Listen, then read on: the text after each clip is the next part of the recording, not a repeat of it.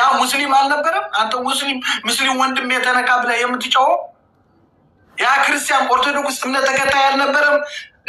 የአክሱም እናት ልጆቿ ባሏን እያየች በኢትዮጵያ ወታደር በኤርትራ ወታደር ስትደፈር የዛ ጊዜ ቅድስት ቤተክርስቲያን አክሱም አልነበረችም እንዴ? የት ነበራችሁ የዛኔ? አስመሳዮች ውሸታሞች ናቸው። የህወሓትና የሻዕቢያ የብልጽግና መጫወቻዎች ናቸው። እናውቃለን። እኛ ችግራችን እንዳንፈታ መንግጎ ያዘን ህወሓት ነው እንጂ እናውቃለን እኮ የኛ ግዴታ የኛ ጠላት ማን እንደሆነ እኮ በደንብ አድርገን ነው የምናውቀው። ስለዚህ የኦርቶዶክስ የሙስሊም ወዳጅ ጠላት ሆነ መጥተህ እኔን ልታባላኝ አትችልም። ኤርትራዊ ሆነም ኢትዮጵያዊም ሆነ ገባ። አንተ ይሄንን መጥተህ የምታጋግለው የህወሓትን አጀንዳ ተቀብለ ህወሓት እየወደቀ ነው እየጠፋ ነው፣ የትግራይ ህዝብ ደግሞ ይዞልህ እንዲጠፋ ነው የምትፈልገው። ይሄንን ነው ዋናው አጀንዳው። አብርሽ አመሰግናለሁ። እኔ ትንሽ ጨምርለት እዛ እኔ ለማገዝ ብዬ ነው።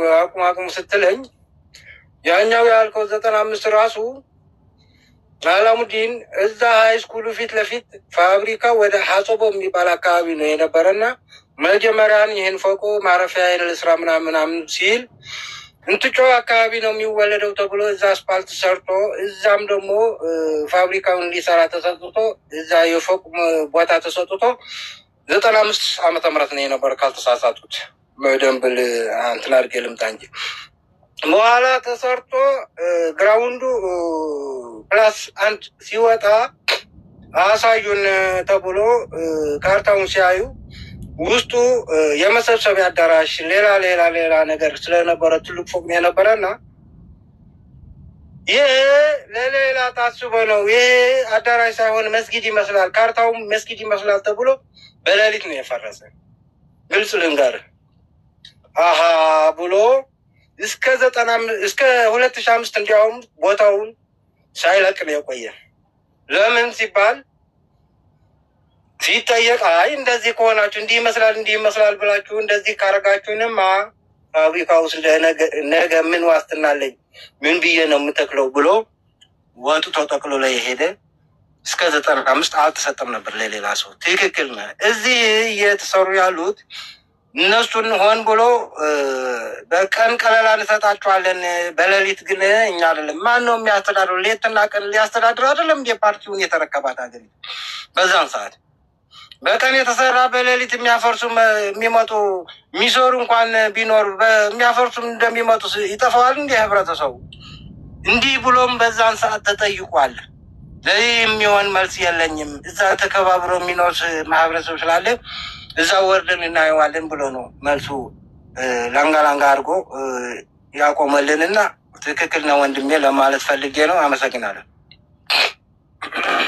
ቴንኪዩ አስያለች አስር እና ሙስሊም አዎ። ስለዚህ ይሄ የመኖርና ያለመኖር ጥያቄ ሳይሆን መብታቸው ነው። መብት ነው እኮ በቃ። ስህተትም እኮ ሊሆን ይችላል አብርሽ አይደል? ስህተትም ይሁን እውነትም ይሁን መብቱ ነው። በቃ መብቱ ነው። እንዴ ለመሞት ብቻ ነው እንዴ እኛ የምንሰባሰበው አንድ የምንሆነው? ገባ እንዴ? እኛ እኮ የተለያዩ ፍላጎቶች የተለያዩ አመለካከት ይዘን እኮ ነን። እኛ አንጠፋም ብለን አብረን የታገል ነው አይደል? ስለዚህ ሙስሊም ጥያቄ ሲያነሳ፣ ኦርቶዶክስ ጥያቄ ሲያነሳ፣ ፕሮቴስታንት ጥያቄ ሲያነሳ የትግራይን ህገ መንግስት የመመለስ መብት አለው፣ ግዴታ አለው፣ የመጠየቅ መብት አለ።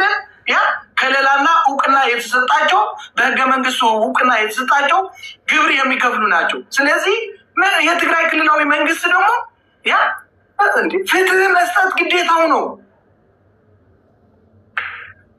ለምን እውቅና ተሰጠው ታዲያ?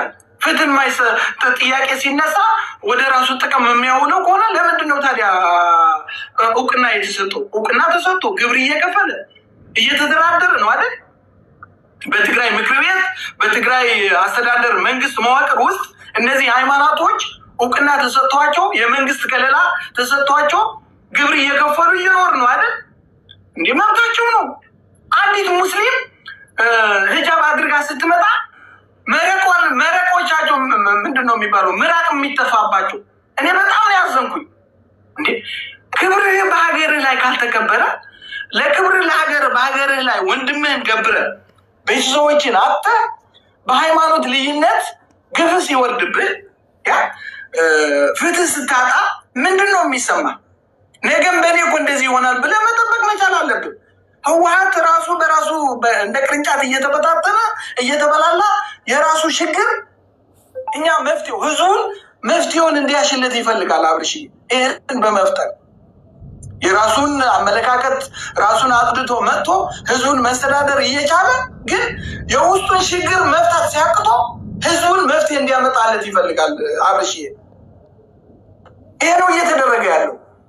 ገባ እንዴ? ትግራዋይ እኮ